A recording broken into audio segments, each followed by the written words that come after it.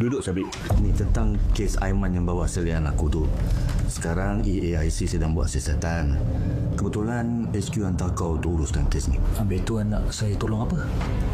Ini fail tentang kes tu. Aku nak kau ubah maklumat dalam ni supaya kita semua nampak tak bersalah. Dan kalau kau jumpa apa-apa bukti dalam ni, kau hapus saja. Tapi tuan, saya tak pernah buat macam ni. Jangan bimbang. Muaz akan ada untuk bantu kau. Baik tuan.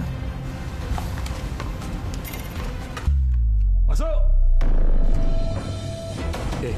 Apa semua ni, Syafiq? Aku adalah pegawai risikan yang dihantar oleh HQ untuk bekerjasama dengan pihak EIC untuk menyiasat kes ini dan kes pemalsuan dokumen-dokumen sulit. Awak ni penyelia atasan yang menyembunyikan salah laku pegawai bawahan kamu.